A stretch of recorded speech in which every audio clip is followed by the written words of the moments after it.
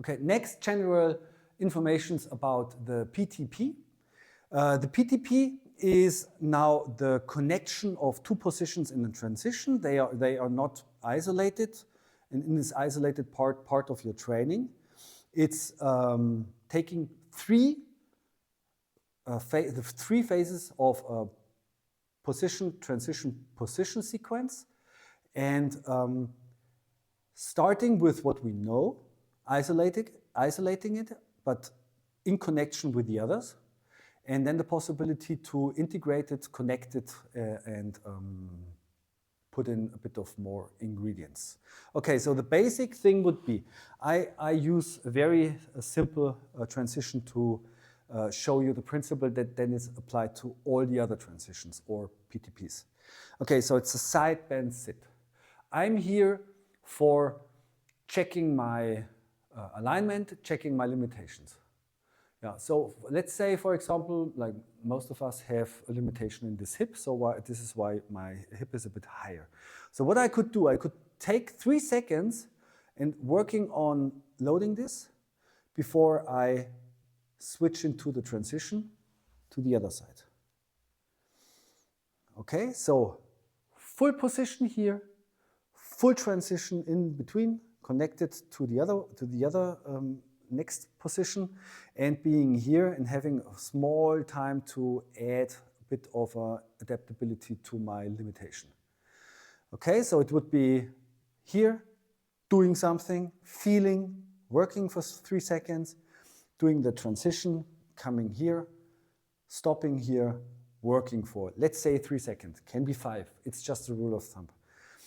Yeah. What you can do is to emphasize the transition, though it's not just a connecting movement, but it's its own little training in this transition or in this PTP.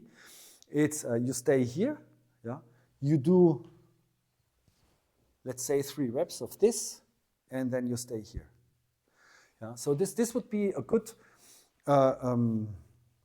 quantity of work distribution between position, transitioning, as said before, isolated, and stopping again. Rest, action, rest. Yeah. Position plus transition plus position. Okay.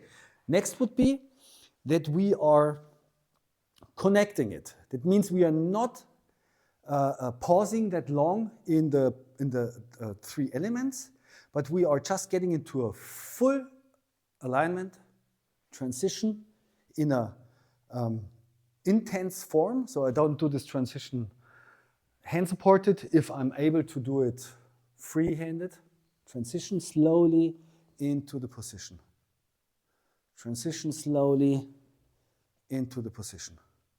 Yeah, so in every movement, you have this flexion, extension, flexion, extension. So in a shorter time, you give your nervous system and also your consciousness the possibility to align. Yeah? And then, if the line is completed, you go out of it as fast as possible. Now, not as fast as possible, but you can. Okay, then option number 3 is the fluid combination of them. So it looks like this. So all the movements becoming a bit more wishy-washy, superficial, but it's more like the whole sequence is trained without any specific pause, without any specific isolation. It's really the whole package of 3 put together in a nice fluent way. So it would look like this. So I don't care about my alignment. I just take this position, switch, take this position, switch, take this position. This makes not the big difference if we compare it with a sequence of 3 elements, but this kind of treating positions and transitions in a pure practical way, let the organism apply without consciousness what he has already learned in a fluent way.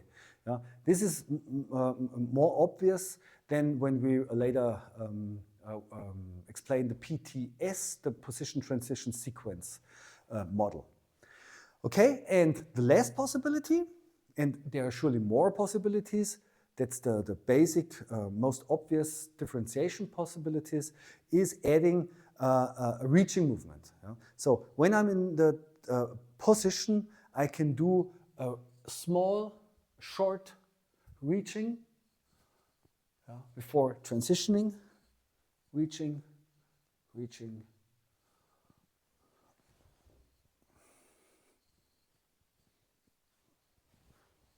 Yeah, so it's actually the connected